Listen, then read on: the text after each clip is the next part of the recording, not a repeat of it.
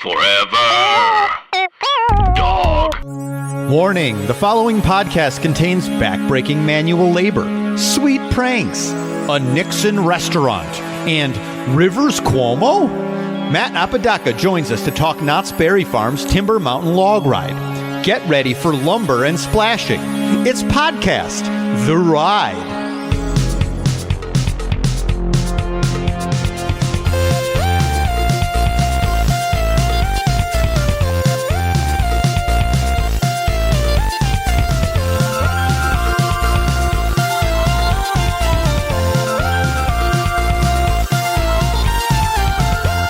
Welcome to Podcast The Ride, a show hosted by three men who, under normal circumstances, record the show sitting butt to crotch, butt to crotch, butt to crotch, similar to today's attraction. I'm Jason Sheridan, joined as always by Mike Carlson.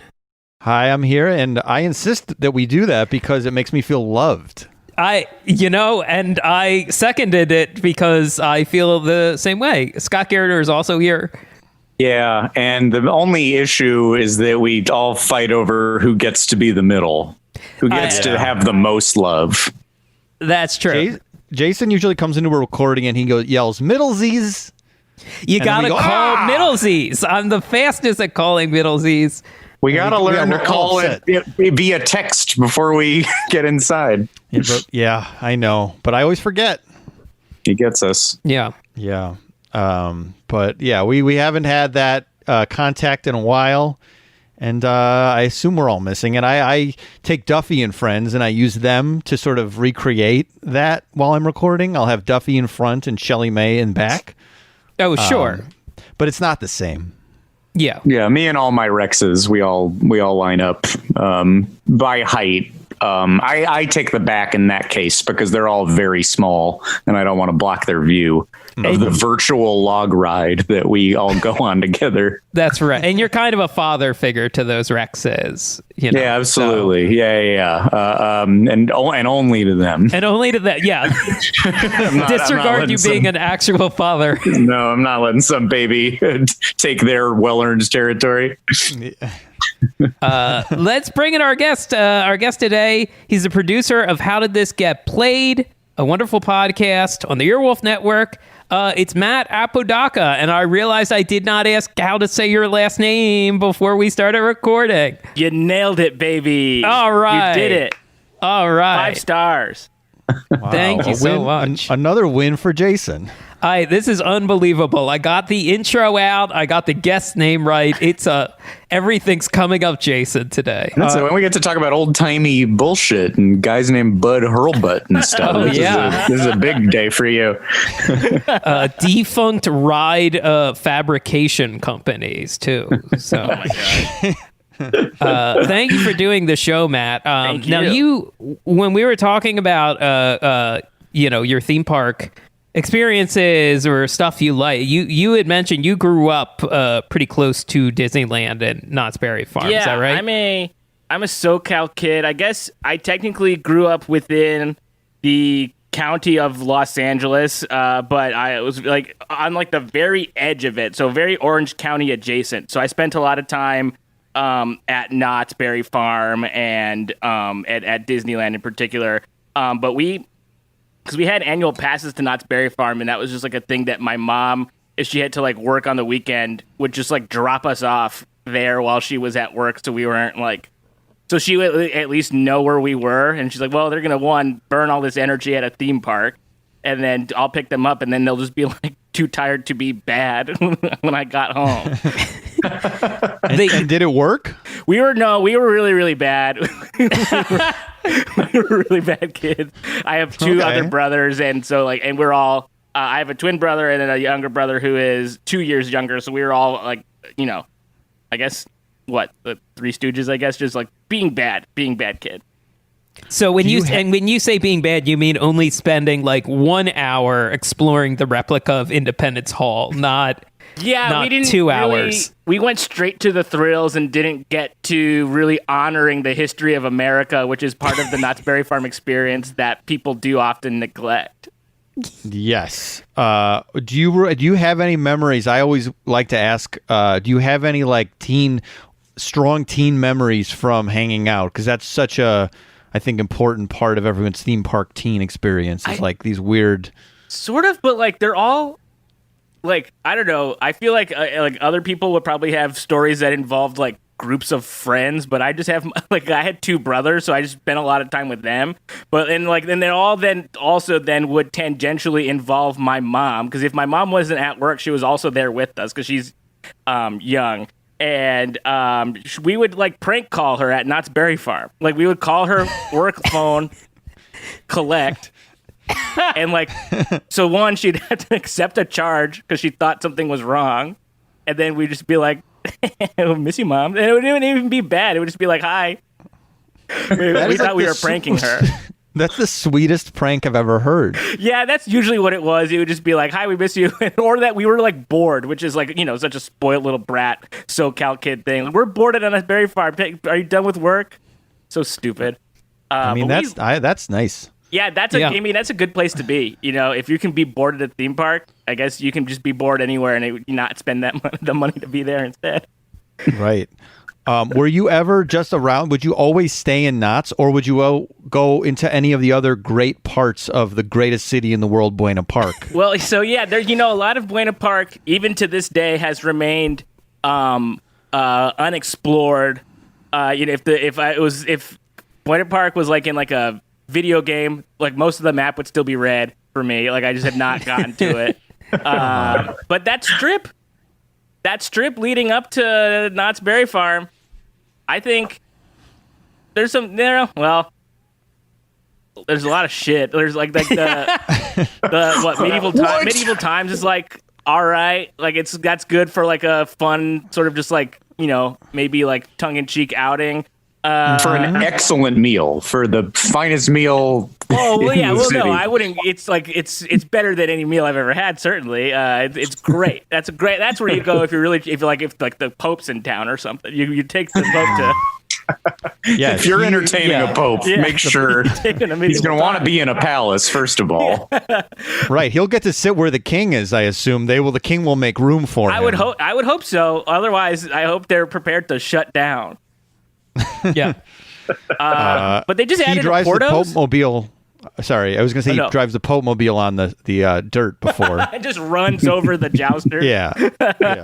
Pope always wins. Sorry, that's just like it goes.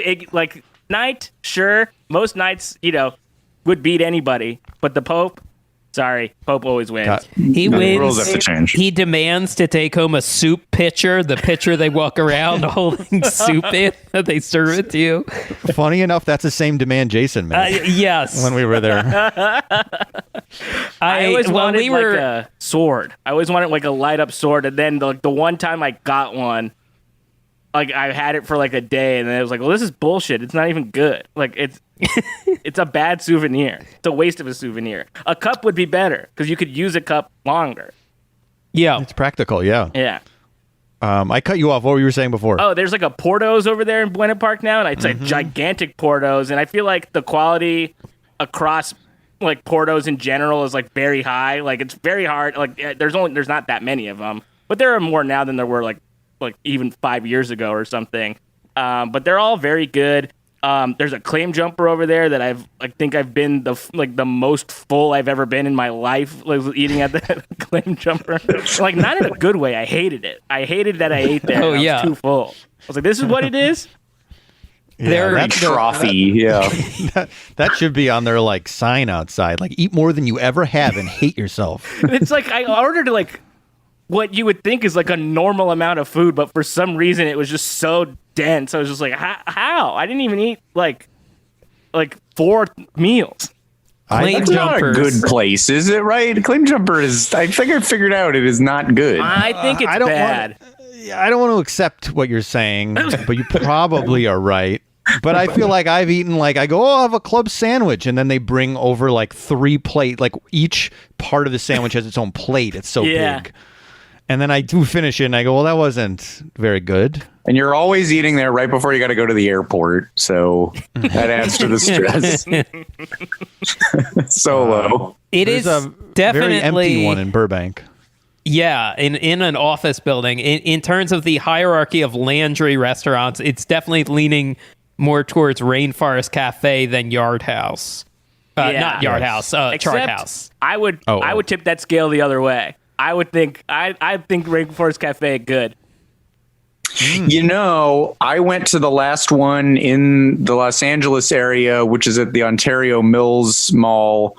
I was there with old Bugmain, and I thought I had legitimate ribs, very good ribs. I was like shockingly so. I was picturing just bullshit, and he was very excited because they had a menu that was all like it said this was developed by the executive chef at the Animal Kingdom location. Oh, wow. wow. They highlighted specific Rainforest Cafe chefs. And he was like, you can taste it. You can taste the Animal Kingdom magic. That's coming straight from the top. These recipes are coming from the prime location. That's great. The most high pressure location. Yeah. I mean, that's the spotlight's on you at that one. So yeah, I was now granted, and we were like, I think the only people in there on a Tuesday afternoon. It's one of the last things I did before the lockdown, and it got me transitioned to there being no people around anywhere. That's a wild to think about. I don't even remember what the last restaurant. That's such a memorable restaurant to go out on if restaurants never come back. Yeah.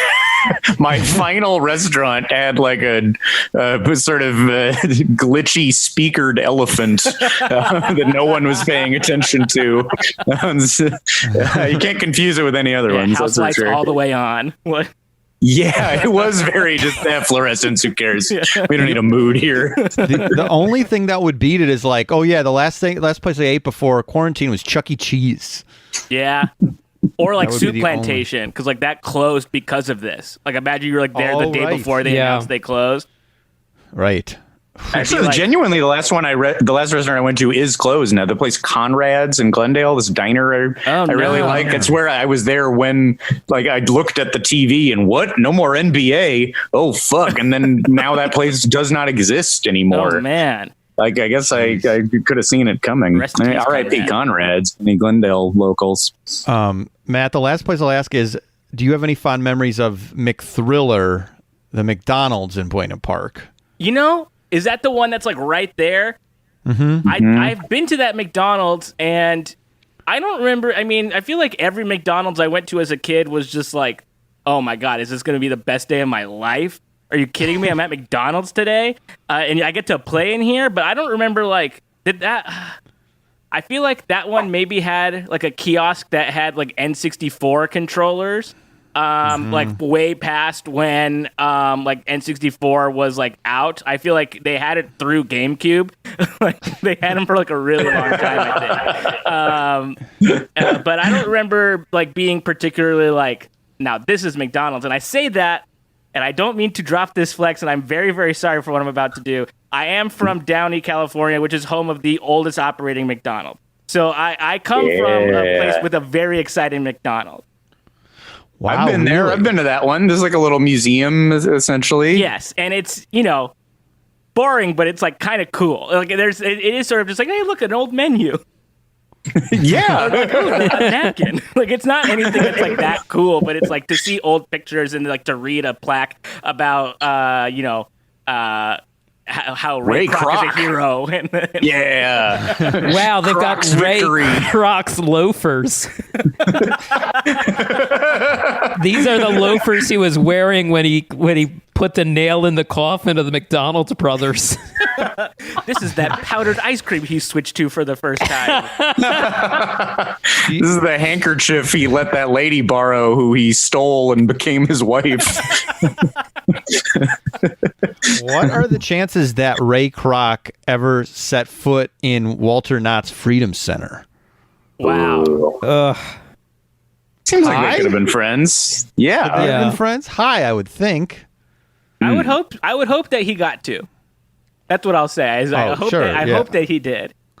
I don't know. I mean, I'll Google it. I don't think we're gonna have a result, but I'll try.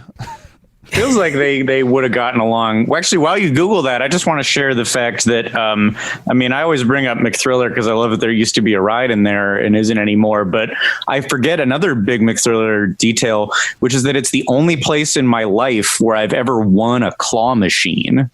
Wow. Like that's such a hard thing to do, and I did it there, and it was very like 50s date where I'm there with Erin, my now wife, and she married me because of this, because of my stories. It was a dare. It was a bet. The prize was a ring. You gotta marry me. yeah. Look, and there was the bear was there was a little bear that was attached to luckily a $4,000 wedding ring. I really lucked out. I only put in a quarter, but no, I went for it, and I went for this awesome looking teddy bear that was wearing a little shirt that says Pepsi Bear, and Pepsi Bear has been in our home ever since. We love Pepsi Bear, so wow. I'm really fond memories for me there. The only thing I ever won in my whole life. And the McThriller had a simulator. Yeah, I think so. There's very little information about what it was. I don't think I ever got on it, but like I remember being like, "Well, we have to do this, right?" And my mom was like, "Well, no, we're going to Knott's. What do you do? What? No." Yeah. Yeah, we need to find maybe it's in the archives. It's got to be in the archives somewhere what it was, what the simulator actually was. Yeah. Because if it was McDonald's themed, and that's what you really want, is that it was like a that you're trying to run over the Hamburglar and stop him for good. Yeah, you're like riding Grimace or something, and Yeah. Oh, you're on his back. Yeah. swinging wildly. Get on my back, quick. Of course, punch that bastard. It was probably just like a simulator explaining to you how great Ray Kroc was. Oh, yeah. Like it was just, you would and then you're like running over people on your way to the top, maybe. Yeah, it's like a dark ride / like Hall of Presidents like simulator. So it's like a screen that's showing you these things. It's not built all the way in, and it's like an hour and a half. And you're just like, why am I 90 minutes. Yeah. Feature length. A part of a ride where you have to watch him meet Harry J. Sonnenfeld. Is that the right? I'm trying to quickly look up who BJ Novak played in that movie. Oh, yeah. I only see the first part of his name, so that might be. I'll go with Raleigh Smith. And then he met Raleigh Smith. And then the thing shakes wildly. When you shake Raleigh Smith's hand for the first time, the simulator goes up and down to simulate shaking. Yeah, that's good. Yeah, They so should that's what make this. McThriller was. Yeah, no. You can feel Ray jump for joy when he divorces his wife Ethel, younger woman. The Founder popped up on one of the streaming services in the last few weeks, and I went, "Oh, The Founder," and I'm like, "Wait a minute, I saw The Founder. I've seen this. It's The best kind of movie you don't remember having watched.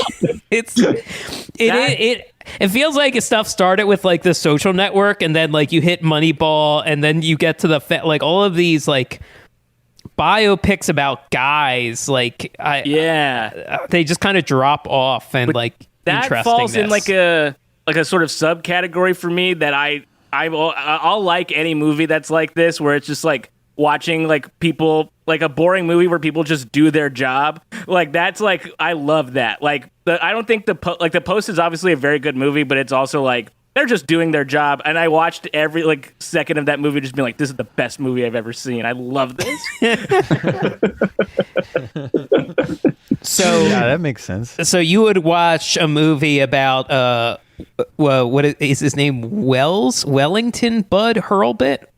Wendell, excuse me. You would watch a movie about Wendell Bud Hurlbut making miniature antique trains. Yeah, that would be a top 10 movie for me, I think. No conflict, just Yeah, he's just, running out of good at his polish, job. and then yeah, I'd go for the Hurlbut. I don't know. I'd have to look up what he looks like. I don't have off the top of my head a good Hurlbut biopic In the movie, candidate. it's Chris Pine. Sure. Oh yeah. Why not? Yeah. Why am I thinking it has to be an old man? Yeah, Chris Pine. No, the hotter the better. Yeah. The better. Get him, because then you're just I have to pay attention to this thing. I got hunks doing this. I'm in. Yeah. Hunkiest log builder. Yeah, boy, Bud Hurlbut. I'm so excited we get to say that name a lot Bud today. Hurlbut. Bud Hurlbut. I guess we talked to you about your or Jason was asking about your Knott's experience, and this is a Knott's classic. Were you were you especially fond of this one? Was this a good early? Did you like this one before you were willing to brave bigger, tougher rides? I feel like this was like, from like my early childhood, like this was like as far as I would go, like outside of like Camp Snoopy. I'd be like, well, I have to get on the log ride. So then I feel like, when did Jaguar open? Like that was probably like 97 or something, I think. Sounds right. And so I remember being like, okay, well that's like a roller coaster, but it doesn't have any loops. That seems like okay. And then like get on that. And there was, there's some rides that I'd never been on to this day because I was like, well, I'm never going to get on Boomerang. And now it turns out I can't, I think it's done. But I loved the log ride, even though it has it has nothing for a little boy to enjoy. There is nothing fun about the log ride except that you get splashed and there is like a fun drop. But like, maybe there is something to trace this back to, like just watching like these men do their job, like has impacted how I enjoy media, because that ride is just people sawing and then like sitting down after sawing and like that's it. That's the whole ride. Yeah. That's a Knott's like tradition, is just to see people kind of doing their normal day. Yeah. It's just like, at least, I don't know, not to talk about Disneyland, which is only like a few miles away, but at least those rides are based on like IP that you recognize. So like, even if it's like not a whole lot going on, you're like, oh great, look, there's a thing that I remember. Or at least in Camp Snoopy, there's like Snoopy iconography, and in this part of the park, it is only old like I guess loggers and miners and stuff. Yeah, doing a tough job, hard physical labor. Yeah, the IP of the Calico Ghost Town is the fortitude of the 49ers, the steadfastness of the American West. Yeah, and the most intellectual property there is. Yeah, they used to. I mean, Knott's was an easy, like school. What is that called? Field trip. Yeah. Type thing, or like if it was a summer day camp situation, that would be like the last place we would go. At, like the final week, excursion was Knott's Berry Farm on like the Friday of that last week of camp, and you would go and just drink as much boysenberry punch as you could, as much as you could have. Oh, that sugar will go right to your head. Yeah, because Knott's has the bare minimum of educational stuff, and Yes. I am a little sad I never saw like a 90s Knott's where they were just jamming in a roller coaster in like any storefront. Like they would just jam in roller coasters wherever, because like nowadays Knott's looks all like freshly painted, and like Timber Mountain Log Ride, which celebrated its 50th anniversary in 2019, was kind of the big impetus. Like they were like, well, let's redo this a little, and that kind of set them off on a streak of like gussying up their like older rides. And becoming a charming park again, as opposed to just, here's a steel pink coaster next to a steel bright purple coaster next to just a big unthemed drop. It got like the skyline got sort of ugly for a little while. And now it's like the homey, nice park again. It had to sort of reckon with like, I don't know. I mean, it's very much in Disneyland's shadow, because it is sort of like the lesser park, but it's a little cheaper for entry, and like it has things that Disneyland doesn't have, which is like legitimate thrill rides. But it's a mess. Like I think the park is a mess. And it's, I mean, I haven't been in a couple of years, I think, but like the last few times I was there, I was like, it's remarkably dirtier. You would never see as much filth on the ground at Disneyland at any given time that you would, because like they won't allow it there. Like those people at Disneyland are just constantly sweeping. Like, but at Knott's Berry Farm, you could walk by barf like for an hour. like the same like puddle of barf, you could walk by it like 3 times, and like it still wouldn't have gotten cleaned up at Knott. Yeah. Yeah. Knott's, I feel like Knott's I can still get lost in. So I feel like they probably don't have as many janitors. And then also maybe the janitors are getting a little lost walking around as well. They just like don't have great bearings on the park still. Because you're like, oh, there's dead ends. There's a lot of dead ends. It's not. That's a good point. Yeah, but Matt, would you know your way around if you were just plopped into Knott? Could you take people around, or would you need to like, wait, where's that? Is that in the 20s? Or? You know, there was a time. You have to know the numbers of like where we are. There was a time probably in like maybe the mid 2000s, like to like early like 2010s where I would have been able to do that. But now that information is just like it's lost. Like because I used to go there. It would be like a sort of like on-off situation where I'd have like a Disney pass, and then the next year we would do Knott's, and then there were some times where we had both, and then we would just start neglecting Knott's Berry Farm because it's, come on. It's a weird place to go constantly for a whole year. No, and like because we would go like there was like just for an example, we'd go to Knott's probably like on some weekends, but there were a couple times like there was times when we had Disneyland passes where I'd be at Disneyland a couple of times a week because it was not that far away, and it would just be like something to do like after 5 when I was off school or something. Mm-hmm. What a dream. Seriously. Yeah, it was great. There has been a little bit of a fight for I think the soul of Knott's in the last so many years, which we were talking about. And I do think the people in charge know they're going in the right direction. They just plussed up their raft ride with a little more animatronic fun. And I think it's also just like people have such affection for like classic Knott's. I'm sure we've talked about it after the fact, but we had an interview with Disney Imagineer Tony Baxter, and my favorite part of that interview 2 years ago is that he said that one of the things he does in his spare time is sits around with his friends and tries to think of how to fix Knott's Berry Farm. That's amazing. Which was like, I popped so hard. Yeah. I can't What does believe popped that. mean? That's the coolest thing I've ever heard. Because like if anybody can do it, probably like that's incredible.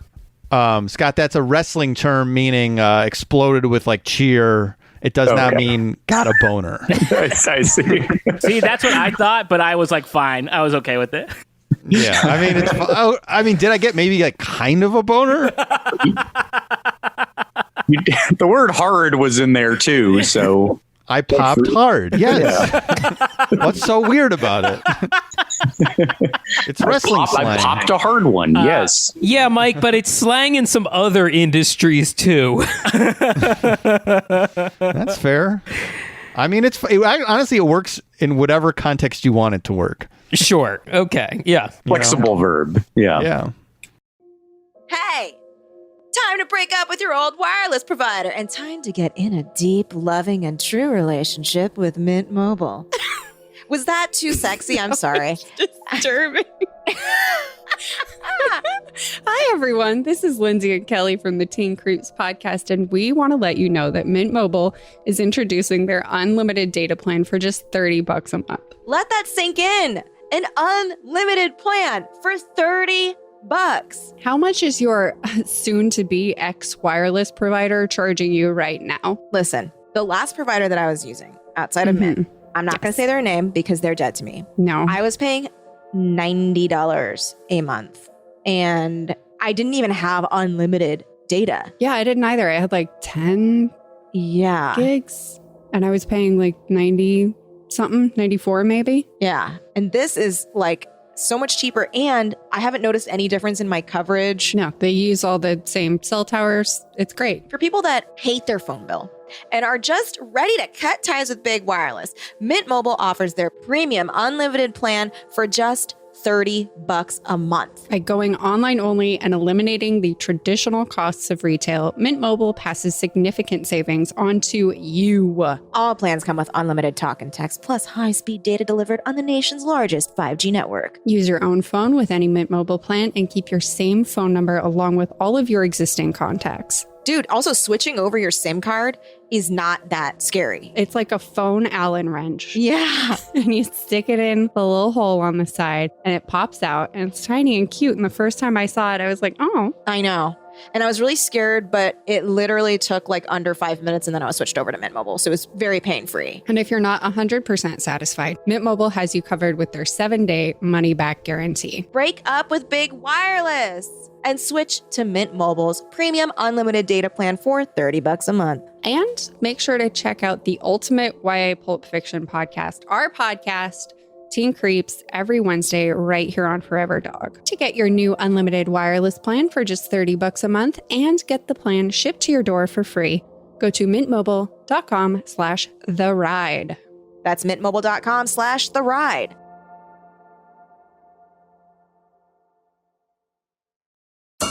Hey there, it's Lindsay Kaitai And Kelly Nugent. from Teen Creeps, the podcast about YA Pulp Fiction. We love trashy teen horror, and whether you'll admit it or not, you do too. So cinch up those side ponytails, push your pogs to one side, fire up your 56K dial-up modem, and subscribe to Teen Creeps only on the Forever Dog Network.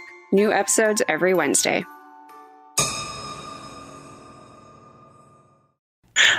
Yeah, that was very cool. But I guess growing up, if you were the middle school to teenager in that age range, did you find this ride?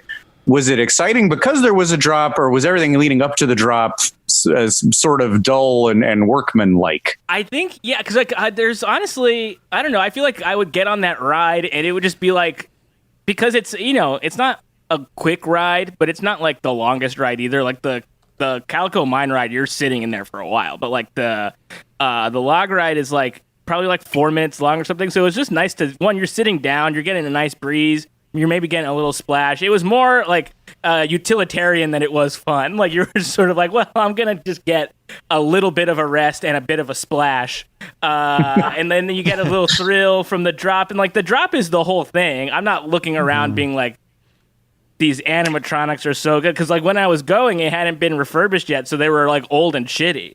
Like I knew Knott's like before I guess they started caring about it again. They were starting to add a bunch of stuff, and they were just like going like SimCity all over it and just putting stuff wherever it sort of fit, not really thinking about like the theming of it or whatever. And it was I still liked it. It's also like you're waiting in line, and I guess then that's like when you're like talking it with like your my brothers or like our group of friends or whatever, and it's just a nice queue. You're sort of just like in the rocks, and I'm looking at a picture of it right now, and I can like smell the water, like that water smell. Oh yeah.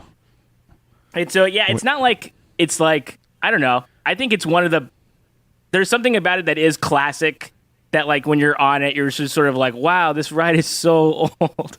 But it's I think I would probably place it in like the upper tier of rides at Knott's. Like even though there's nothing fancy about it, I still just think it's great. It's not even the best log ride I've ever been on. Like, but it's good. Sure. But it's a themed Knott's experience, which they aren't. All of them are not. It's the least offensive log ride I've been on. Yes, that is the funny thing. It beats Splash Mountain by about 20 years and is somehow less problematic in this day and age, because the most I guess, like, well, there's a couple of like hitchhikers with bindles. I guess that's unfortunate, but they seem in good spirits. And it's not like you slow down and hear anyone's philosophy on the ride, any of the robots. We don't know anything about them. That's true. We know nothing about them. We don't know who they've killed or what other dark deeds they've done. They're all like Daniel Plainviews with dark stories to tell. Honestly, if you look at each robot on this and on the minecart ride at Knott's, every man, look into his eyes and he's killed and that he has seen some shit. Yes. And his movie would make an insane, his life would make an insane movie. Yeah. Absolutely. It's just a matter of, did he kill for good? Was it, to save someone or help the world in some other way? But he for sure has killed. I mean, I would say most of them have not killed for good. They all Most think very they have, terrible but kills. they definitely haven't. No. Right. We should say for anybody who doesn't know this ride or what's in it exactly. So it opened in 1969. So this, as Jason said, way before Splash Mountain, way before it's a little past Pirates of the Caribbean. Rides with a bunch of animatronics are not very common, and they were pretty rudimentary at the time. But it was not the first log flume. There had been a couple of those, all kind of built by the same company, Arrow.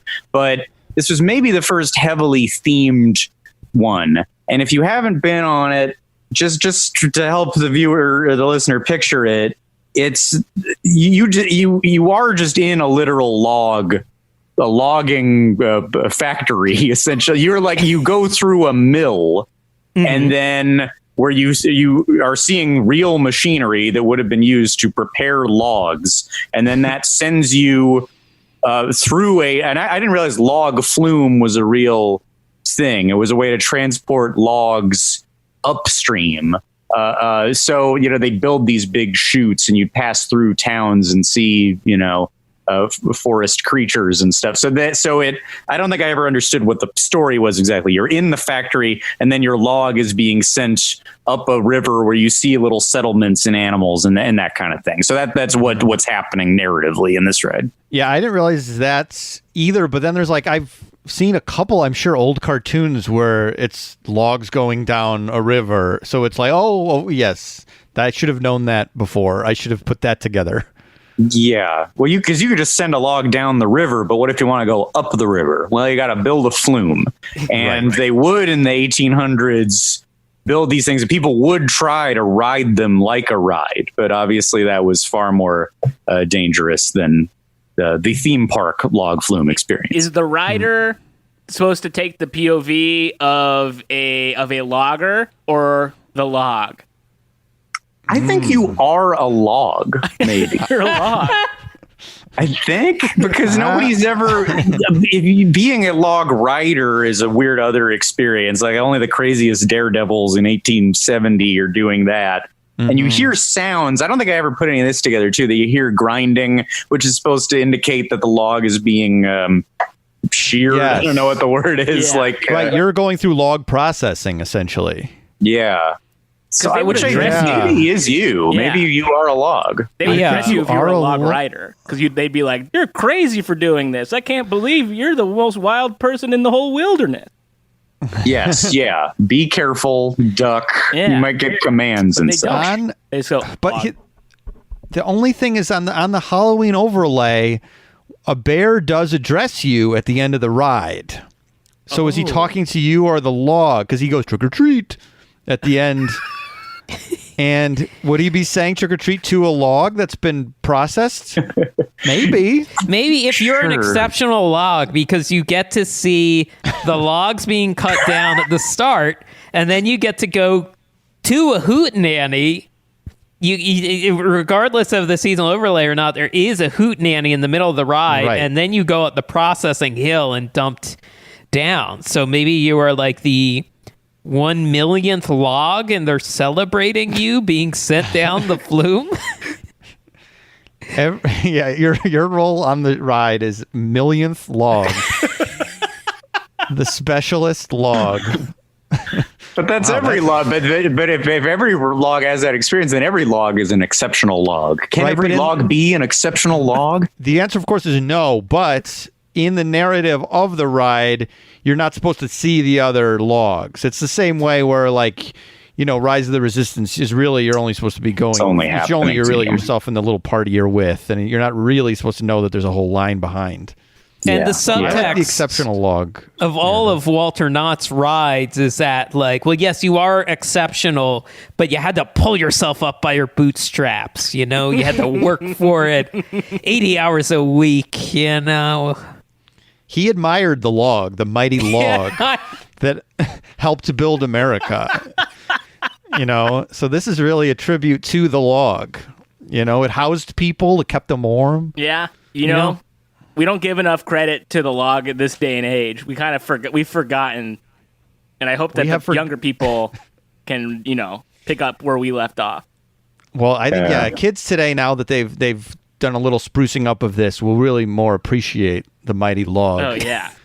And what it's We all done live for in us. places that involve wood, but none of them look like logs. So we forget the importance of the log. I assume. I'm looking at all of your Zoom screens, and none of you live in a log cabin. No. No. And that's my shame. That's my cross to bear. I have to deal with that. The only real patriotic way to live is a log cabin, the way Lincoln did. There's a there's like a concession stand that I love that's near the log ride, and it's not like it's not like it's a special concession stand, but it's like it's like right when you get off in the exit, there's like straight across, and you're like, okay, now it's time for some funnel cake, baby. It's like right there. It's right by the bathrooms. Yes, exactly. So there's a really good, like, okay, we're off the log ride. Go to the bathroom. I'm going to get in line, get a treat.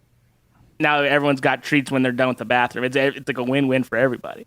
That is a lot of your theme park hierarchy of needs right there in one central side. A log flume and a funnel cake and facilities, you know. You can get an icy there, too. Yes. I'm pretty sure. You can get like a Knott's Berry Farm exclusive boysenberry punch icy.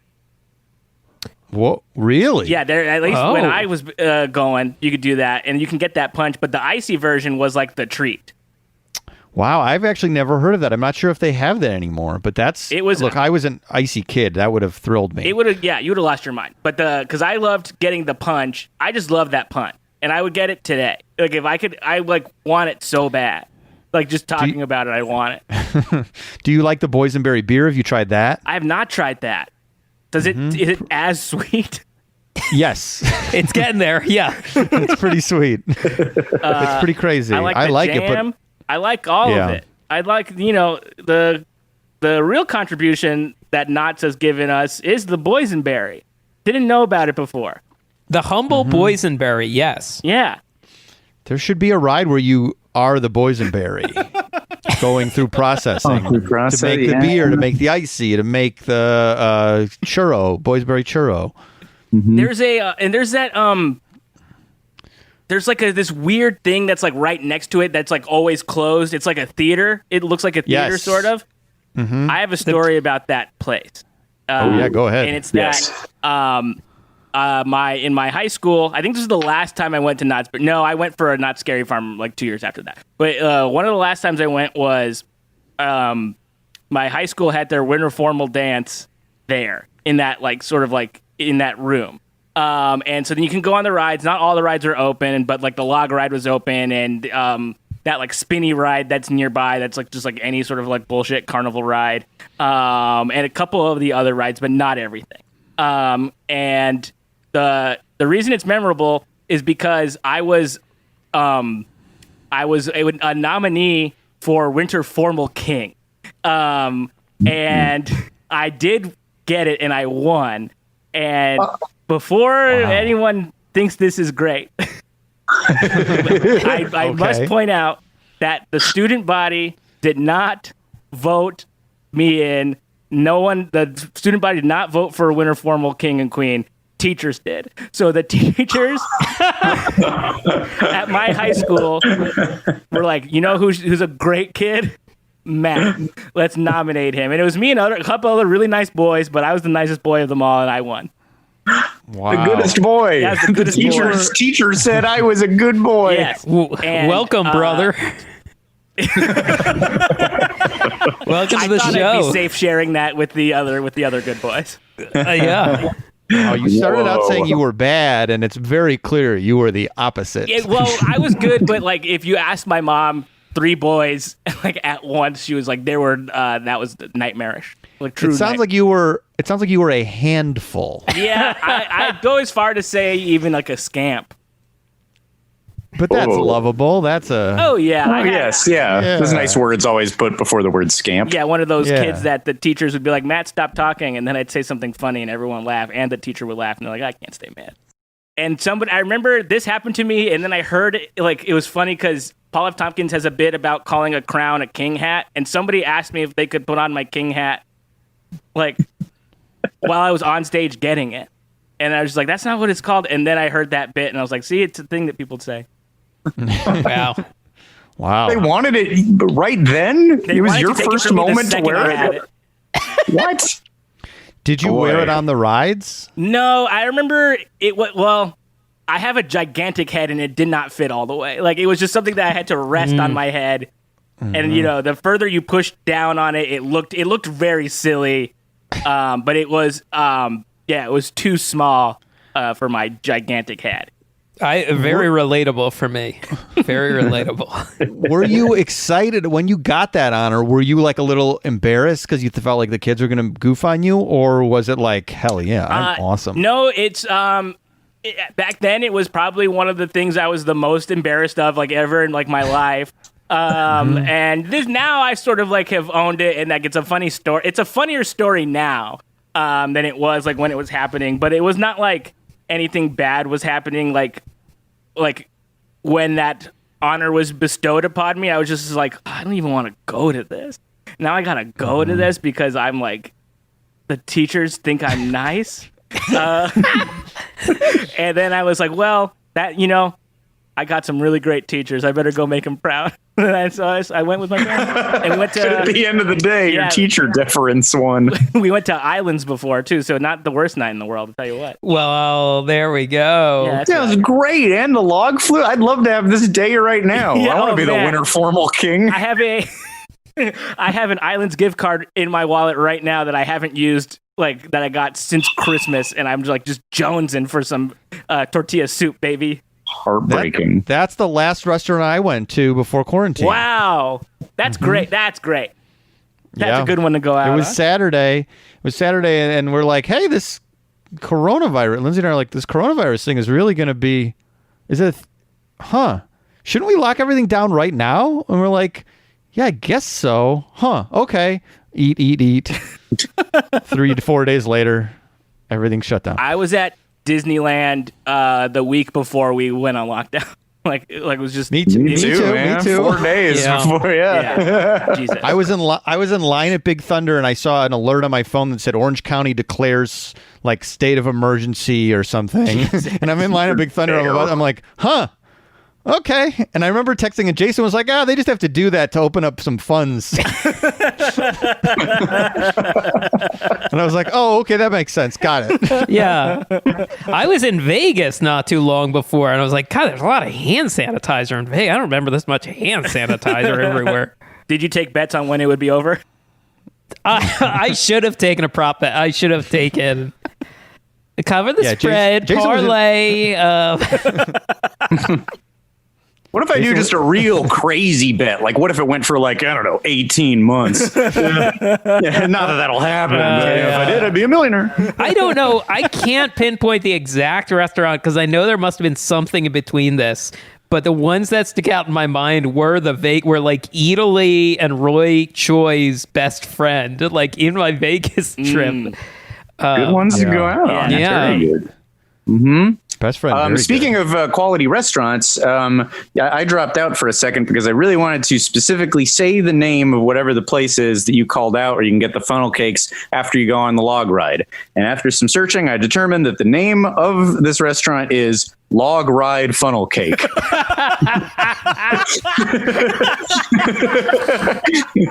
Do you This is see me on the map. Like, which one is it? Oh, there, right there. Man, that's probably it.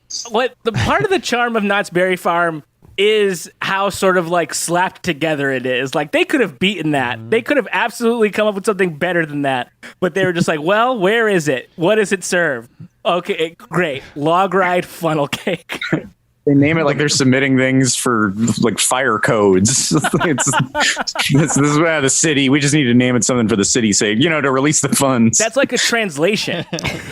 That's like not what the official English for it would be, but it's like what it would be translated somewhere else. Oh, if you went from English to another language and back, and it's like original good time pizza place. I wonder. They've been doing. It's seemingly, from what we've understood, they've been doing a lot with a little.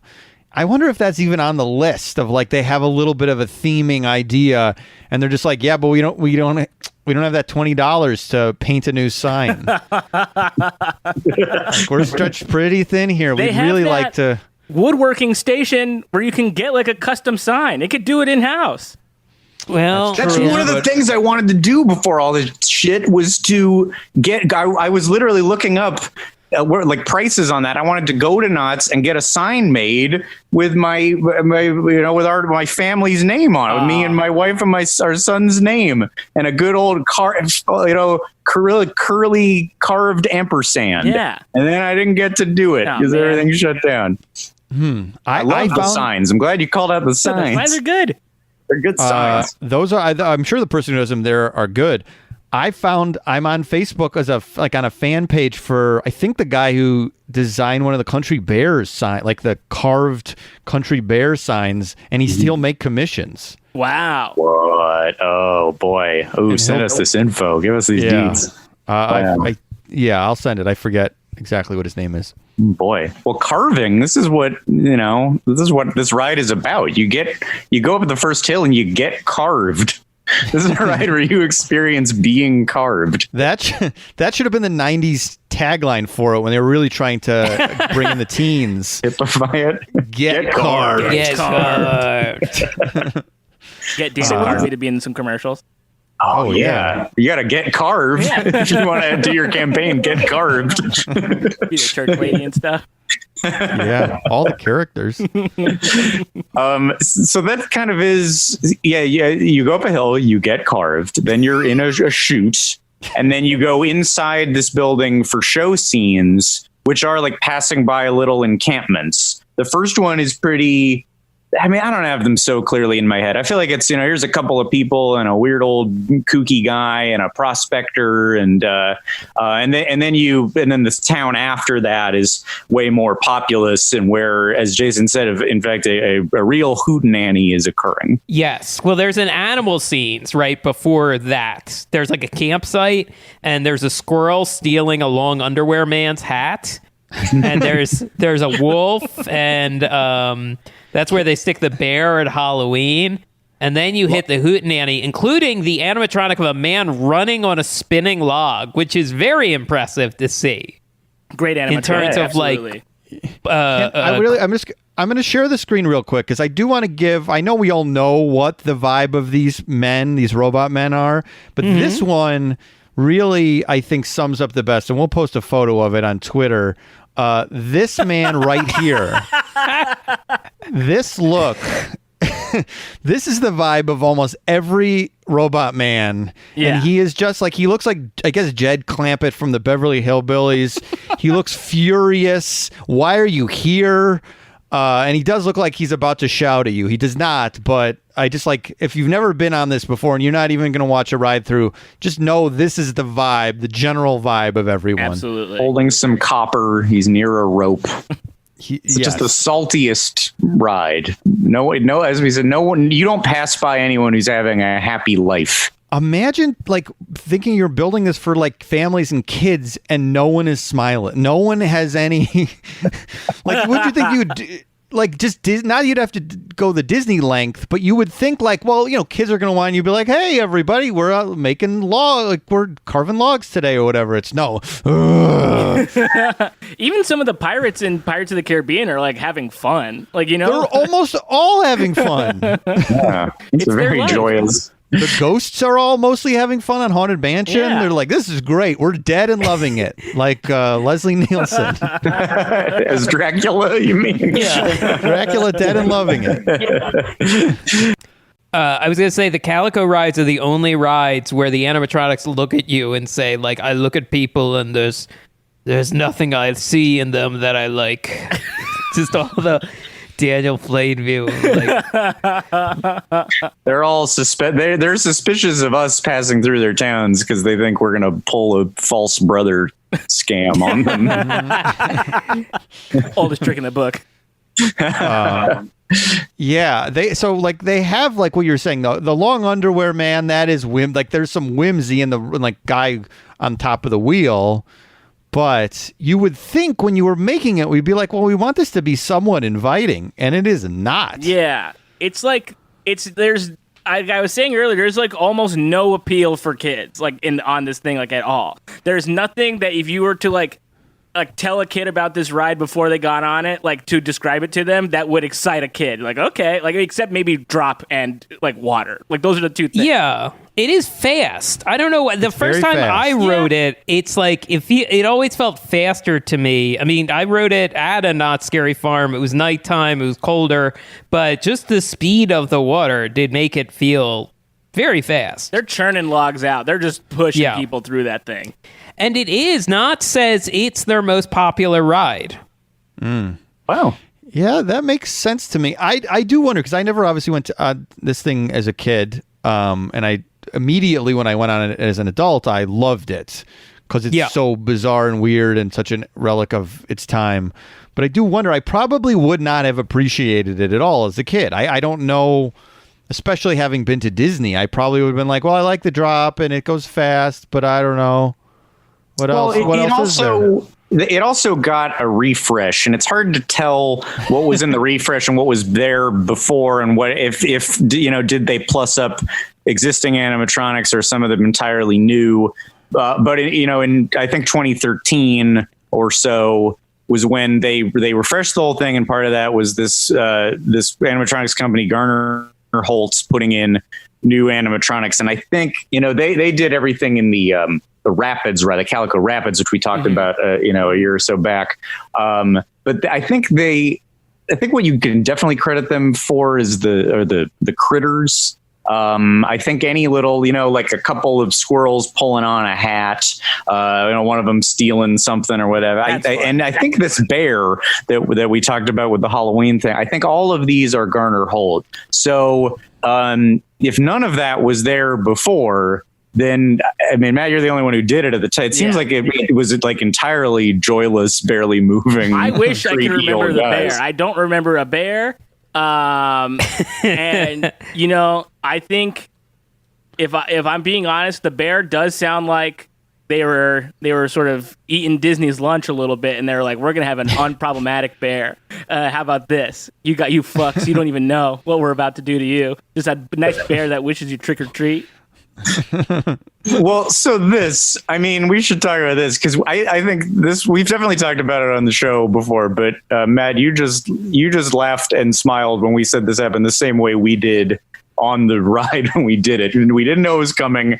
We were there for this Halloween overlay. Mm-hmm. I think, do they call the whole thing Halloween Hootenanny? Halloween Hootenanny is the name of the log ride. The overlay for the and before they did that, it was they did a Halloween thing called Sleepy Hollow Mountain, which looks like it doesn't look as good. I saw a 2010 video. It's just not the same. Okay, sure. But we rounded a corner, and it's very confusing theming. There's a part where aliens have crash landed. Yeah. It's a lot of stuff all at once.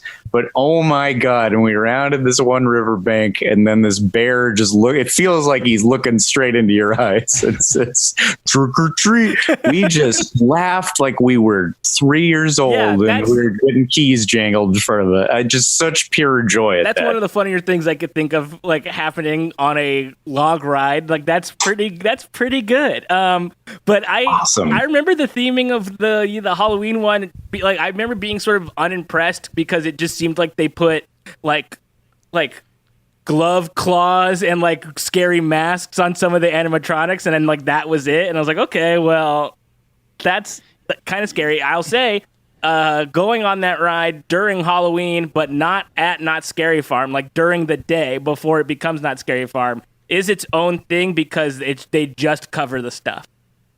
They just cover it. So you're going through Arbs. Yeah, or just like black curtains like covering the things, or like on the scary mask animatronics, they'll just put like a black bag over the mask. And so you're going through it and you're just like, this is like, I don't know, like a Guantanamo log ride. Like it's like so weird. That logger has escaped a CIA black site. Yeah. They're about to dump that animatronic into the ocean. There was some years Walter where they Knott, though, what? Walter Knott would have not. Well, he would approve the Guantanamo. Well, necessary overlay. Measures. Sorry, Jason. I thought that joke was so good. I kept cutting you off. I Continue. appreciate it. No, yeah, you're right. There was a few years where they had scare actors on this ride, but in terms of like safety, the scare actors could very clearly only pop out from the emergency exits because like these logs, they go fast. They can't just be like hanging by the water. So they're like standing on the pads like outside of the doorways, and it's just like a leather face or just a general ghoulie. Yeah. They did this, on the other ride too. Basically at the emergency exits, they would station a human with a mask. And then they just go, while you were going by, which I saw in some videos. And when we did our first Scary Farm a couple years ago, they had stopped doing that. It feels like there's they throw a lot at the wall at Knott's, which I appreciate. They go, maybe that didn't work. Maybe they're trying. Maybe somebody's. Yeah, that's what I'm saying. They're trying. They keep changing things. Well, to that end, can I say, I found a list of all of the Halloween overlays that they've done of this ride over the years.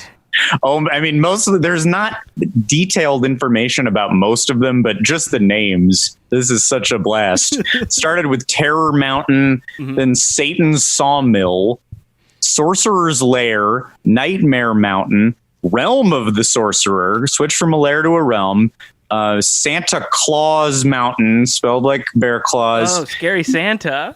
Pretty scary. Yeah, I mean, if he goes terrifying, if he goes rabid, you don't mess with him. Camp Gonna Getcha.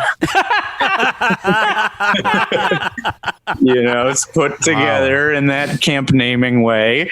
Red Moon Massacre. I mean, these are just all kick-ass names, no matter what it's for.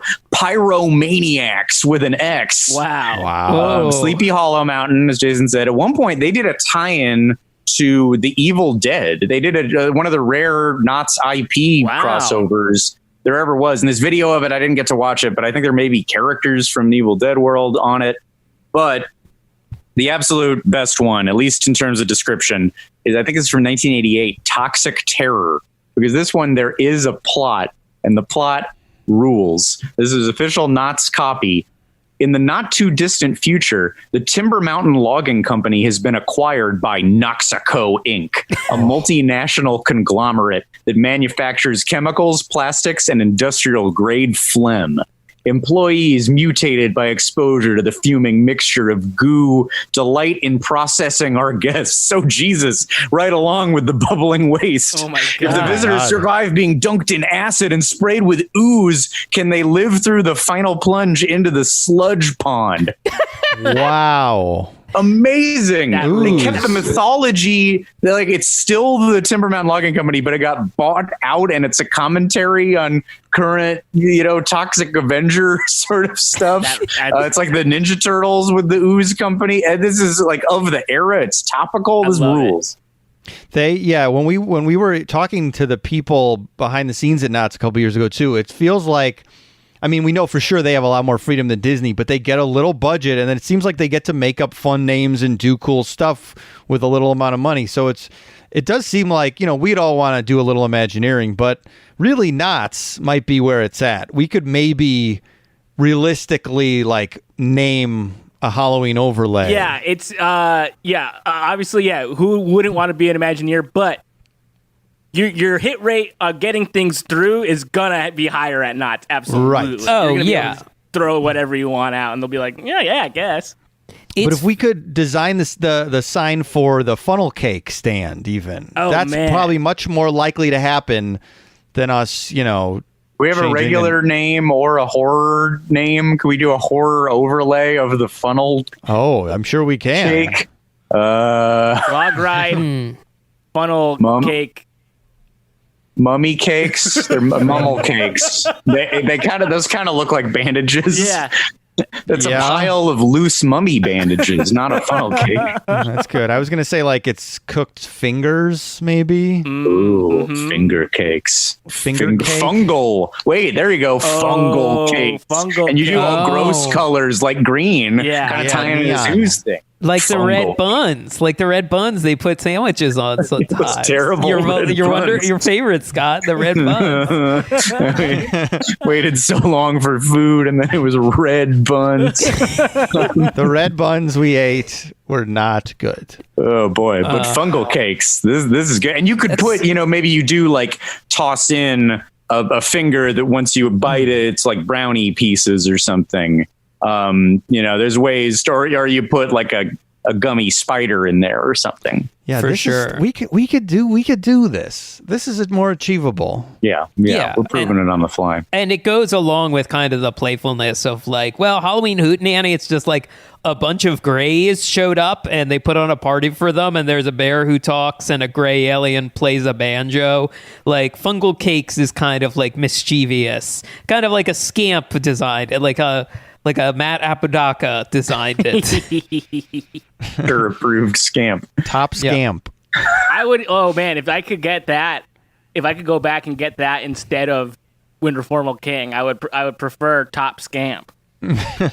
Well, on our show, that's your title. now. Yes, hell yeah.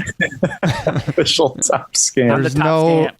There's no hat for it yet, but perhaps in the future. I'd wear a hat that just said Top Scamp. I guess that would require. That would. I'd probably get some look. No, it's fun. It's like Jughead, a fun crown. Yeah. People like scamps. People love scamps. Classic Jughead, like, and not Riverdale Jughead who has like a body count, who has like blood on his hands. Original harmless one. Yeah. Mike, didn't you? I feel like you used it. Somewhere I've heard you say offhand the name of the band that plays in I Hollywood. just realized I figured it out, and now I don't know. Let me refigure it out. I have it I written know down. you had it at one point in time. In this, I'll find it. And you talk amongst yourselves. I'll in find this it. ride. Yeah, the name of the band with the alien and the bear. And Oh, stuff. Yes. the like Yeah, in the story Hootenanny. band, because I It's not Crazy have Kirk and the Hillbillies.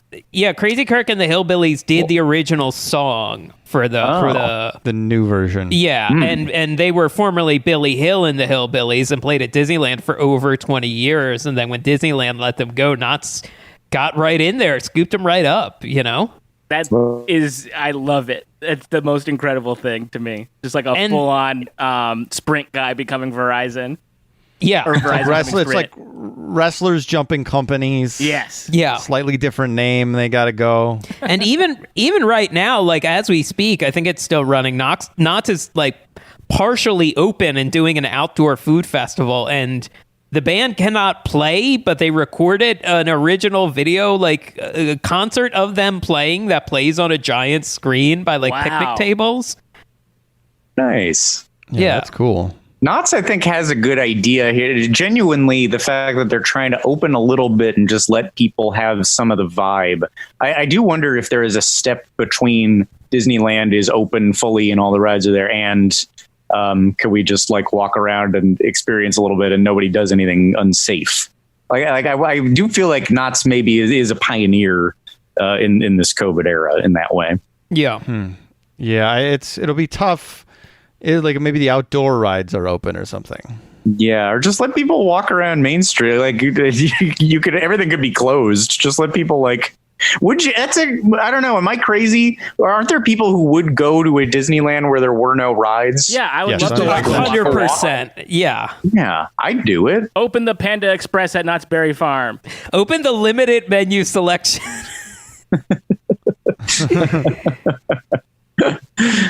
Any clues on that band, Mike? I think it's the Calico Coffins. Or a Calico Coffin Band, something like that. It's just hard to make out. I had it at a certain point. Oh, because we're rushing by it. It's hard to. Yeah, and I Yeah. It's a forget tough if freeze that's- frame to I get. forget if it's the same thing I had last time where I was like, I think it's this. Seems right. Oh, wait. Oh, I got it. Here we go. Are we ready? Yeah. The Calico Coffin Creepers. Oh wow, Great. Oh, hey. that's even better. Makes me Yes. think of Odenkirk as the Dr. Demento-esque character, the Calico Coffin Creepers. Is he Daffy Mal Yinkle Yankle, or is that someone else? That's a different. That's different. That's a different No, what's sketch. the name of the Okay. Demento? I'm proving I'm not a truly encyclopedic Mr. Yeah, I Trudeau. can't remember. It's from the Monster Parties Fact or Fiction sketch. Mm-hmm. Let us know, and we'll go, oh, that's right. Anyway, they're the creeper. Yeah, I'm Yeah. glad you caught that. I did feel like one was missing. Creepers is great. Yeah. I realized I found part of it, and then I just looked at my notes, and I just wrote in Calico Coffin, and it showed up from a year ago. The name I had it written down in my notes from a year ago. Oh yeah. This Halloween overlay, I think, is my favorite holiday overlay of all time. Yeah. I think. We're forgetting, don't they put a big skull on the top also? Oh, Yeah, there's like a face when you walk. Is that what you're talking about when you go in? Don't Or that's they, the at other least thing. at some point in time on the, wherever when you're heading up the first lift hill to be carved, the hole that you go into, I think there's a big skull up top, Yes. correct? Yeah, they make, that's very scary. Yeah. Very very scary. cool. Yeah, really strong Halloween version. And there aren't a lot of Halloween overlays out there. So you got to give them credit. And that they've tried so many that they do a different one every year. It's very bold. Yeah, and like they were sort of like, I mean, because they were probably doing the like extra ticket like horror like month thing before anybody else. I think I think Universal started after probably Not Yep. Scary Farm. Yeah. And I mean, Disneyland has their sort of like cute one that's like, you know, for kids going trick or treating or whatever, but they don't have like mazes or anything actually scary. But Not Scary Farm has been a thing like my entire life probably. Yes, and Bud Hurlbut, the guy who created this ride, was an early creator of Not Scary Farm. He was an early, helped head up the whole thing. Wow. And an original character. He Original himself scare got actor. out there as a scare. The guy Really? who built this ride we're talking about. Yeah. He would jump out. He would, on the mine ride, he would jump out and, scare people. That's Presumably with permission. I mean, maybe sometimes he did it just, going wildcat, that's like when a famous chef opens a restaurant and sometimes they're in the kitchen still, even though they don't really have to do Yes. Yes. Right. Or like that restaurant John Bon Jovi owns where he washes dishes. I mean, it's for I think people with that don't have as much money. But yeah, John is sometimes there. But he doesn't have to be. He's very rich. Yeah, he doesn't gotta, maybe he just likes washing dishes, but he doesn't gotta do that. Johnny washed the dish at the restaurant. Didn't have to be there. He wanted to be. This could be it will be a whole other episode, but John Bon Jovi, I was just made aware of a certain type of rosé he has. Well. Oh. Now we're talking. Whoa. And I believe it's called Hampton Water Rosé. Out. I was in and I went right out. Like Grandpa Simpson walking in and out of the door. I was there for 0.5 seconds. So, Scott, you got to have 8 glasses of Hampton water a day. Doctor recommended. Hampton Water. There's a video of him playing covering the Killers' Mr. Brightside that has a little pop-up that's an ad for it. Wow. Ugh. Most current song he knows. So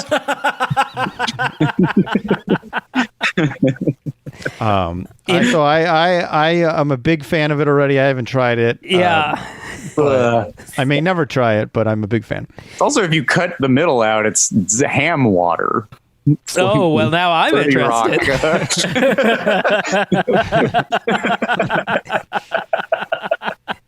A glass. Jason has a glass of that every night. Sure. Ham water. Vintage. In my hometown, right before I went off to college, they built a development of very big McMansions. At the biggest houses, or some of the biggest houses in the borough, And the rumor going around was that, like, oh, John Bon Jovi bought one of those houses. Is that where the story ends? That is where the story ends, because I heard it a number of times, but I never heard any resolution besides heard John Bon Jovi. It's similarly in Ithaca, there was like, Whoopi Goldberg has a house on the lake. I'll tie this into that. When I'd go hang out in Newport Beach for summers growing up, my dad and I I've said, I think before, my dad had a little dinky sailboat called Drunky with 2 E's. And he would, I love that name so much. Very proud of my dad for that. But I'd go out in Drunky with him, and he would always give me the celebrity tour because there are a lot of McMansions like along the harbor. The biggest one of which, by far, this palace in the Newport Beach Harbor area, was John Wayne.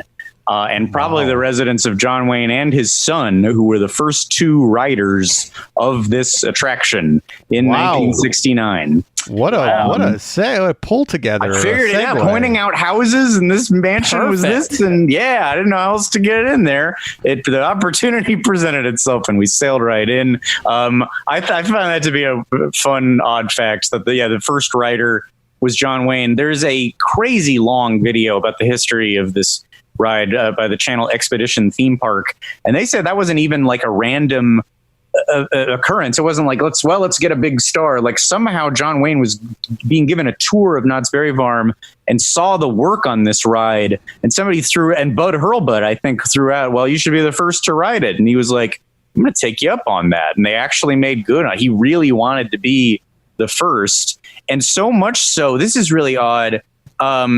The ride was heading for an August opening, but John Wayne's filming schedule was such that he was going to be gone for the month of August, like filming in Mexico.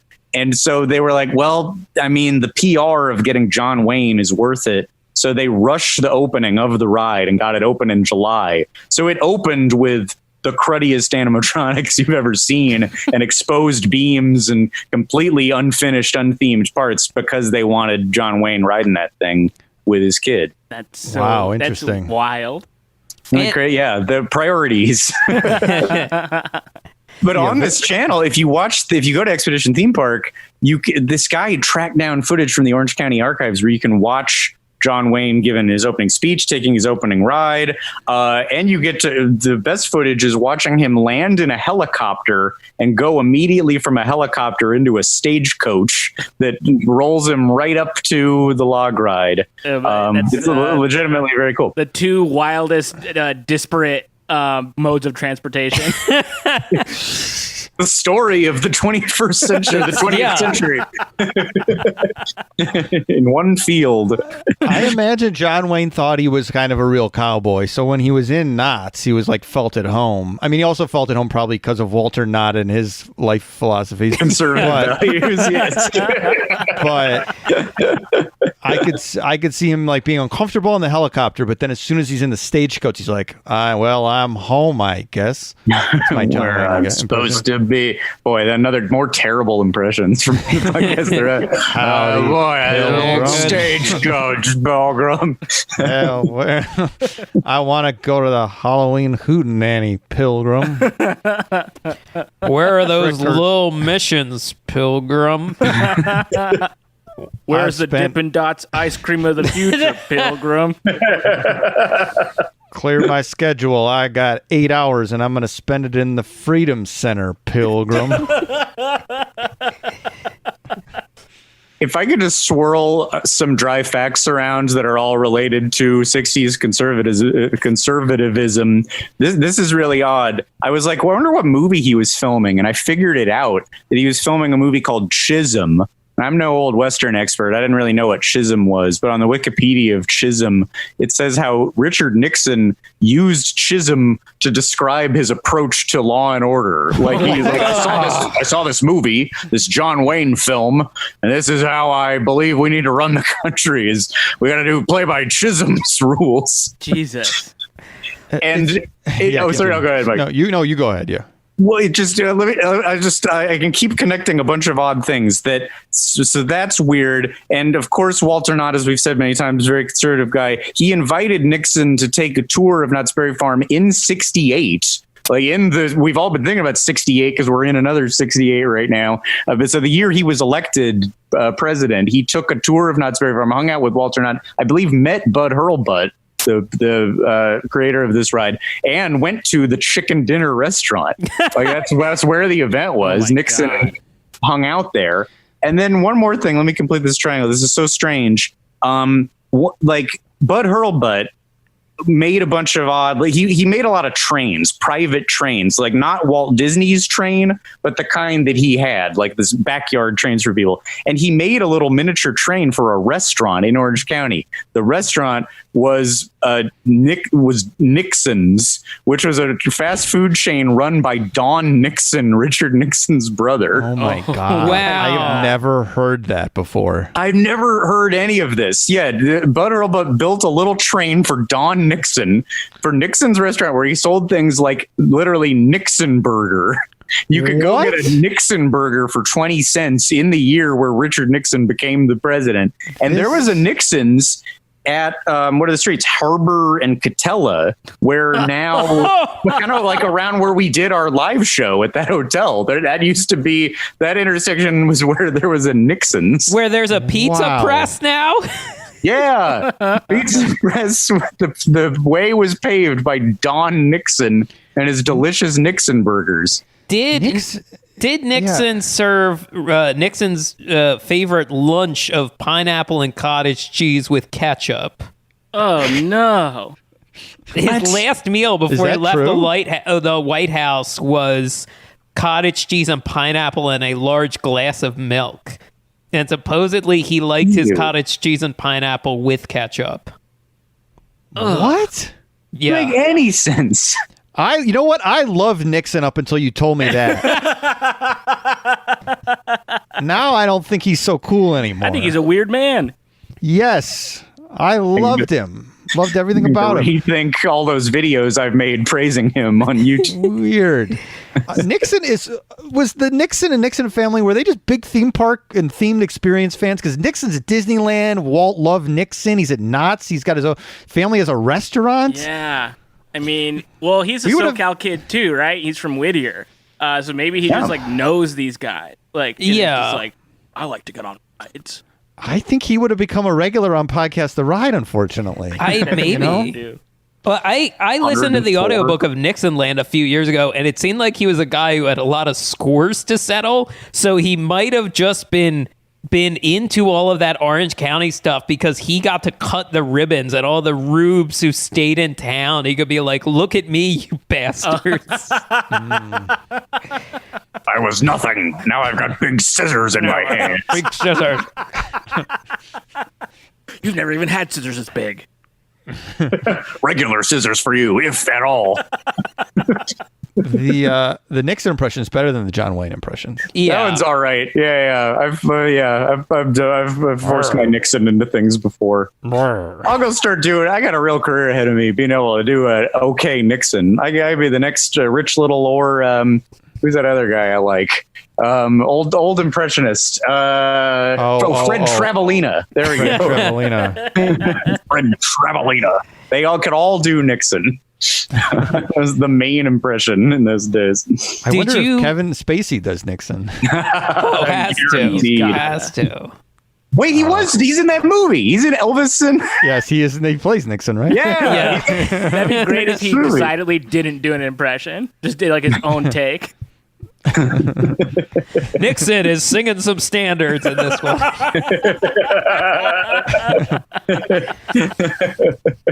Scott, did you come across the other John Wayne fact kind of around this ride? No. The month before this ride opened, John Wayne. The month before this ride opened, the John Wayne movie in theaters was True Grit. The movie he won I believe won the Oscar for, or at least was nominated for. He's one of the ones that you know. And then he's messing around at Knott's. Yeah, big summer for Mr. Wayne. Big year.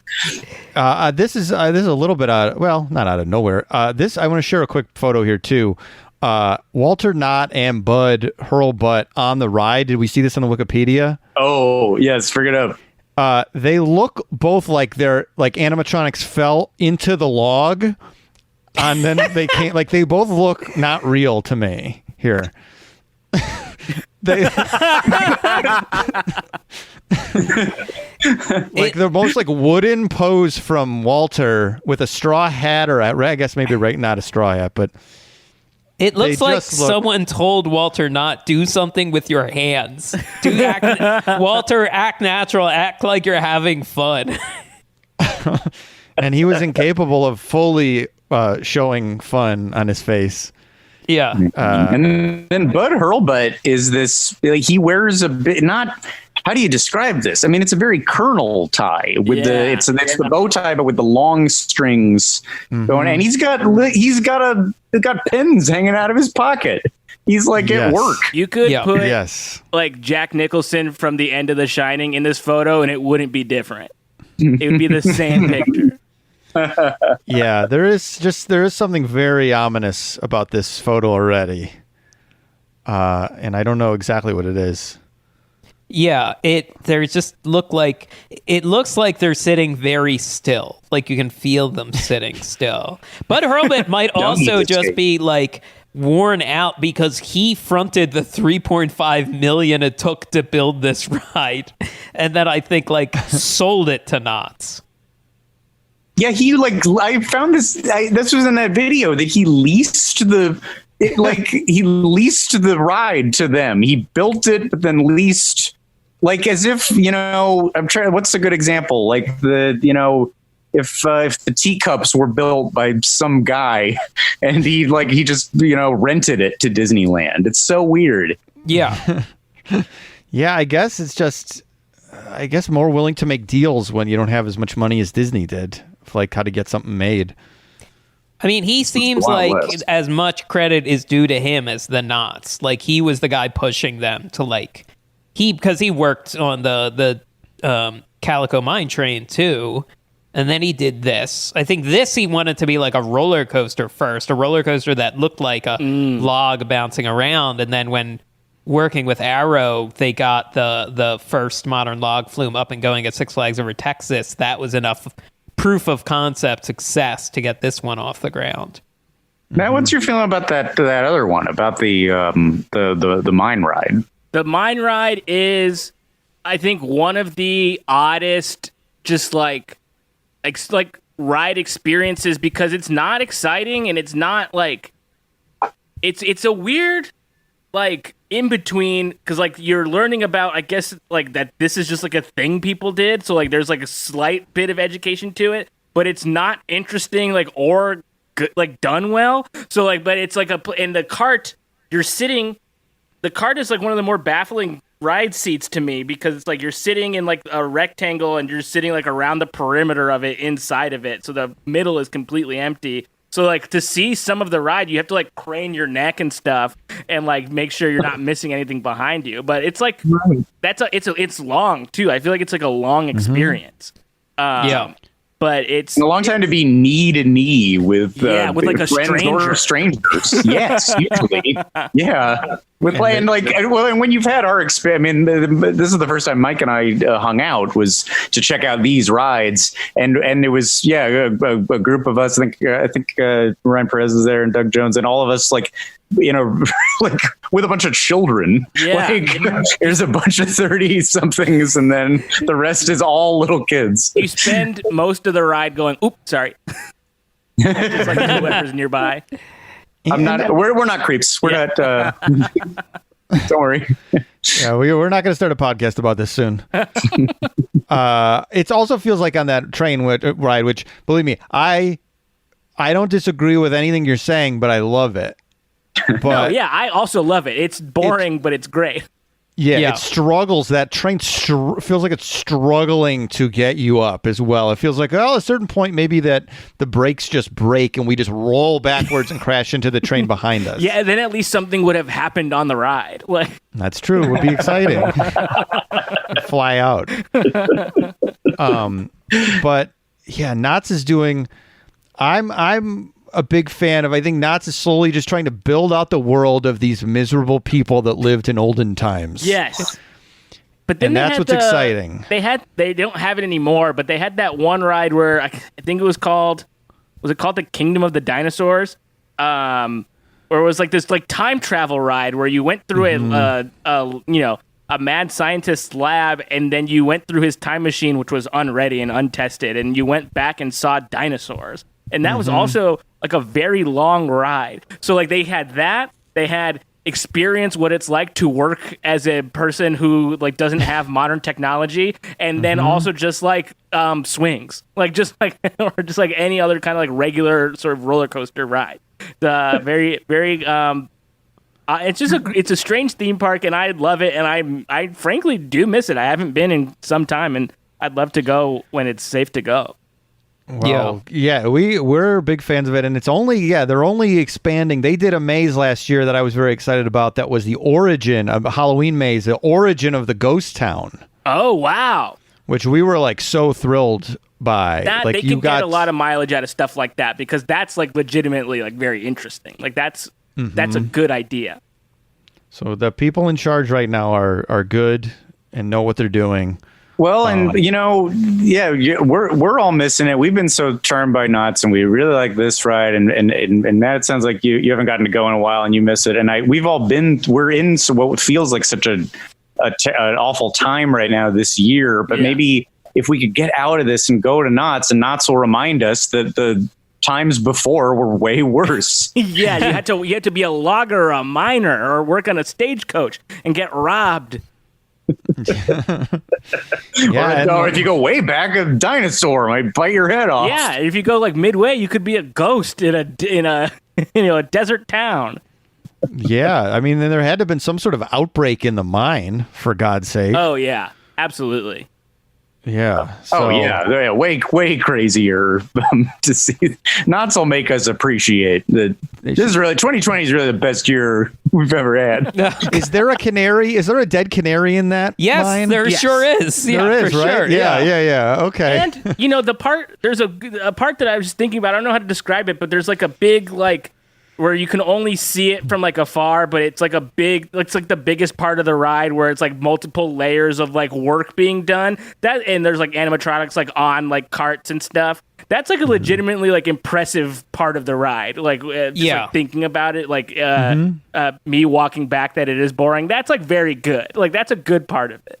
The scale of like that they put it in this ride. Some work went into that for sure. Yeah, and I think a lot of the like plus ups they did in the 2013s, they kind of like were leaning into those sorts of like going with those choices. I meant to say this earlier with like, because it kind of is a little weird, kind of ties in with the Halloween stuff. Mm-hmm. At least it gives me the heebie-jeebies a little. But then when they upgraded the ride, the human figures there was 17 of them originally. It went to 40. And I read in the OC register, they made the faces out of some of the original casts, the original molds they used on the ride, but the hands, legs, and feet were made from the life casts of Carter Holt employees and friends. And just like real people. Yeah, so I don't know why, but that just gave me the willy. Yeah, like that's awful. I would jump at the chance. Oh, but it gave me the willies a little. It's like kind of part of their soul is there. Yeah. Yes. Yeah. There's a piece of them. Like it's not as bad as like them modeling an animatronic after Jack Sparrow, like in Pirates. Like it's not. That's different somehow, and not as bad. Right. Yeah. Would we all like to be preserved as creepy animatronics in attraction? Corpses? No, they're not going to taxidermy us. I mean, would we like molds of? Although I don't know, I might be fine with that too. Yeah, puppet me. That's fine. I would have to be doing something like better than what I'm doing. Like with my life right now. Like I'd have to be like doing something like legitimately impressive in the animatronic. Maybe put me on the make me a logger. I could never be a logger right now. You run on the logs. You run on a spinning log. Oh my god! If I could be preserved as the log runner, that'd be like a dream come true. Wearing a crown that says "Top Scam." Just sucking down a boysenberry punch, living my life. That would not be out of place on this ride. No. Yeah. Well, that's the way you should be remembered. And so I think with that top scamp Matt Apodaca, you survived podcast the ride. Yay! That was a blast. And is there anything that let's exit through the gift shop? Is there anything that the top scamp would like to plug? Well, yeah. I mean, first of all, thank you for having me. I legitimately love this show, so thank you for having me. And I guess for plugs, listen to How Did This Get Played? You can hear me talk sometimes with Nick Weiger and Heather Ann Campbell about bad or weird video games. That's a lot of fun. You can hear me on like Yo, Is This Racist? Or Culture Kings as well. And I have my own podcast that is off right now, but I just released so I have a Weezer podcast called What's With These Homies Talking About Weezer, where I covered all the Weezer albums and some of the other little things in between. And then I did a one-off of called So What You Talking About Beastie Boys, where me and John Gabris talked about License to Ill, because that's a great album as well. Oh my gosh. So all those things are there in the What's With These Homies Talking About Weezer feed. And so if you want to hear me talk about music that sometimes people like and most of the time they do not.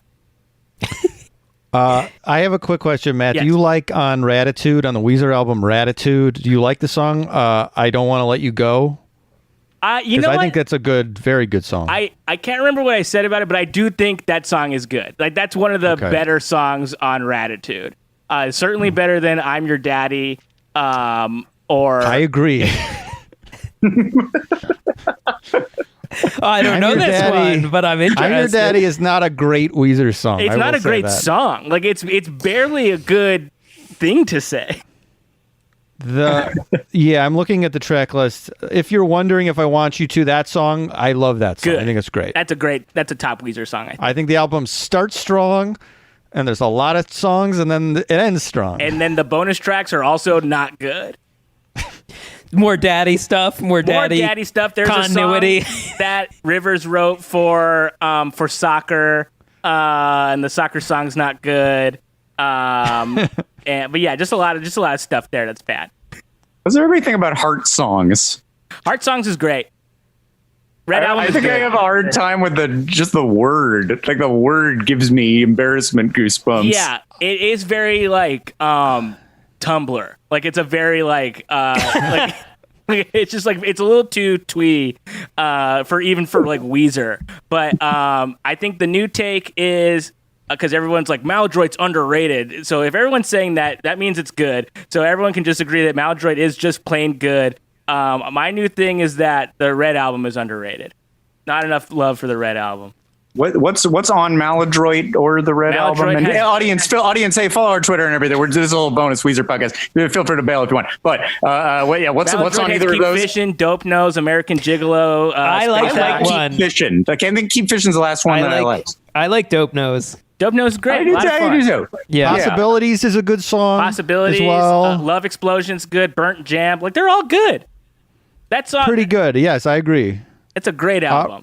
I think half of Red is good. I think half of Heart Songs is good, except for the part where he's like, "These are my heart songs." Yeah, that's my problem. Yes. Yeah. I don't remember the rest. That part just like consumed my memory. Yeah. That part is not so good, but the rest of it I think is actually pretty good. You know, and I love the White Album, and I love Everything Will Be All Right in the End, and they have some good stuff on. Like, I don't think Pacific Daydream is all bad. I don't think Black is all bad, but they're trying, and I'm very excited about the newer stuff that they've put out, like fairly recently. The White Album is very good. The White Album is stellar. It's great. Yeah, it's so. It really. Anytime. Yes. Oh, good. I was gonna say, anytime he just goes, you know what? Let's just make it sound exactly like the first two albums. Yeah. I'm gonna write exactly like that. It's always good. Well, and everything will be all right in the end, too. They brought back Rick Ocasek, and he was just like, I know what your guitars sound like. And then everyone was like, oh, yeah, these. Yes. Just help them tune it right? Yeah, That he was the just like, problem? no, you're doing it all wrong. Here, use mine. And they're like, oh, I did that before. You're right. Anyway, yes, I could talk Weezer all day. Scott, you were going to say something before? We were talking before we started about how I've said how they are like the Beach Boys, and that they'll never go away. Weezer will be doing, or Rivers will be doing this when he's 70 with a bunch of hired guns. But your guys' Weezer take clearly is like my Beach Boys take, because I'll defend songs on their 2012 album. That's why God made the radio. I'm the one going. Actually, that's why God made the radio. There's good stuff on Summer in Paradise is the thing. So I feel you. I'm right there with you with another thing. There's a the Monkees had an album maybe 2 or 3 years ago that is actually pretty good. Pretty good. Yes. And Rivers wrote I think at least one of the songs on that album. Yes. Oh, really? I've only heard the XTC ones, and there's a Paul Weller one that's good. Yeah, that is a oddly good album. Yeah, yes. Who would have thought that one? That's something that would come out in the late 2010s, and then that it would be actually very listenable and very good. The last kind of obscure Weezer song, Miss Sweeney, are you in favor? Love it. I love it. I think Miss Sweeney is I wish they would do more things like that, because there's something very theatrical about it, and a Weezer musical sounds bad to everyone who just heard what I just said, but it I think could be good, and I think based on if Rivers wrote the songbook for a musical, it would be great. He's a good songwriter. Well, I'm going to send Miss Sweeney to Scott if he's never heard it. I am curious to know what his reaction is to it, but we'll have to find out. I'm not hard out unless they are covering songs that a wedding band would play. That is my Weezer rule. I think when I sent you Can't Stop the Hustle, you weren't thrilled with it. If it's a song that's like a wedding, if it's like a wedding band's original music would be, then I have trouble too.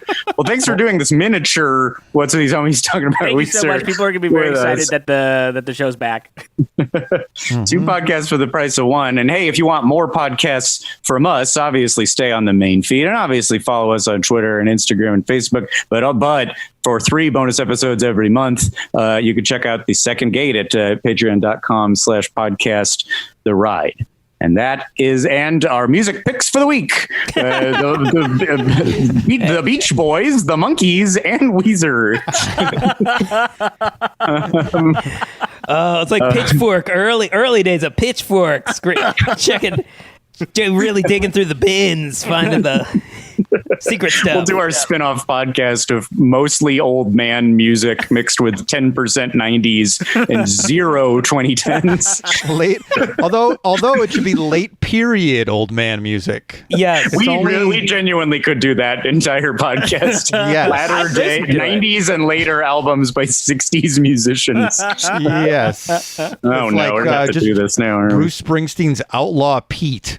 I'm talking about for 30 minutes and being everyone's like, what is this song? I've never heard this. There's pretty good stuff on Flaming Pie. If you, we have to leave now, or we have to get out of here, because I've been listening to the reissue of it. All right, well, we'll figure out that podcast later time. Matt, thanks for being here. Everyone else, thanks for listening. Bye. Forever Dog. This has been a Forever Dog production. Executive produced by Mike Carlson, Jason Sheridan, Scott Gardner, Brett Boehm, Joe Cilio, and Alex Ramsey. For more original podcasts, please visit foreverdogpodcasts.com and subscribe to our shows on Apple Podcasts, Spotify, or wherever you get your podcasts. Keep up with the latest Forever Dog news by following us on Twitter and Instagram @ForeverDogTeam and liking our page on Facebook.